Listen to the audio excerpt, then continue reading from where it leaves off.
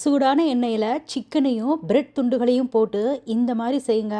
Restaurant, கஃபேல கிடைக்கிற ஒரு சூப்பரான ஐட்டத்த தான் இன்னைக்கு நம்ம இந்த மாரி செய்ய போறோம். வாங்க எப்படி செய்றதுன்னு பார்ப்போம். அதுக்கு ஒரு 1/4 கிலோ அளவுக்கு சிக்கன் எடுத்திருக்கேன். போன்லெஸ் சிக்கன் தான் எடுக்கணும் இதுக்கு. அதுக்கப்புறமா பிரெட்டு. உங்ககிட்ட சீக்கிரம் எக்ஸ்பைரி ஆகுற மாரி பிரெட் இருந்துச்சுன்னா அது இதுக்கு பயன்படுத்தலாம். 1/4 கிலோ சிக்கனுக்கு 3 பீஸ் போல பிரெட் எடுத்துக்கிறேன். யூசுவலா பிரெட் பாக்கெட்ல அடியில இருக்க பிரெட்டை நம்ம தூக்கி போட்டுருவோம். ஆனா அதையுமே இந்த ரெசிபிக்கு பயன்படுத்தலாம். அடுத்ததா கடாயில எண்ணெய் சூடு பண்ணி அதுல சிக்கனை ஃபர்ஸ்ட் சேருங்க. அதுக்கப்புறமா பிரெட்டையும் சேர்த்து ரெண்டையுமே கொஞ்ச நேரம் ஃப்ரை பண்ணி எடுத்துக்க போகிறோம். இந்த மாதிரி ஃப்ரை பண்ணி சேர்க்கும்போது பிரெட்டு நல்ல ஒரு பொன்முருளான கலரில் வரும். சிக்கனுமே நல்லா கொஞ்சம் நேரம் வெந்து நல்ல ஒரு ப்ரௌன் கலர் வரும். இந்த மாதிரி நல்ல ஒரு ப்ரௌன் கலர் வந்ததுக்கப்புறமா எண்ணெயிலேருந்து எடுத்து நல்லா இருத்துட்டு ஒரு பிளேட் எடுத்து வச்சுருங்க. திரும்பவும் இந்த எண்ணெயை நம்ம பயன்படுத்துவோம். ஸோ அதனால் இருத்து எல்லாத்தையும் எடுத்து வச்சுருங்க. இந்த எண்ணெய் நமக்கு தேவைப்படும். அப்படியே கொஞ்சம் நேரம் ஆற விட்டுருங்க. நல்லா ஆறட்டும்.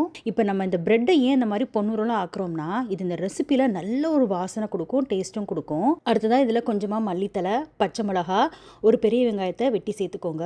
அடுத்ததாக 3-4 போல் பூண்டு பல். இப்போ ஃபஸ்ட்டு பிரெட்டை உடச்சி மிக்ஸி ஜாரில் சேர்த்து ஃபஸ்ட்டு லேசாக கொரப்பாக அரைச்சி எடுத்துக்கோங்க. மித்த ஐட்டங்களை அதுக்கப்புறமா சேருங்க. அப்படி உங்கள்கிட்ட மிக்ஸி ஜார் சின்னதாக இருந்துச்சுன்னா ரெண்டையும் பாதியாக பிரித்து அரைச்சி எடுத்துக்கோங்க. இப்போ நான் பெரிய மிக்ஸி ஜார்ன்றதுனால எல்லாத்தையும் ஒன்றா சேர்த்துக்கிறேன். இப்போ இது கூடவே 1 டேபிள் ஸ்பூன் அளவுக்கு டொமேட்டோ கெச்சப், ஒரே ஒரு முட்டையை உடச்சி ஊற்றிக்கோங்க. தேவையான அளவுக்கு உப்பு சேர்த்துக்கோங்க. சேர்த்துட்டு நல்லா இந்த மாதிரி அரைச்சி எடுத்துக்கோங்க. கொஞ்சம் கொரப்பாக இருந்தாலுமே பிரச்சனை இல்லை, நைஸாக இருந்தாலும் பிரச்சனை இல்லை.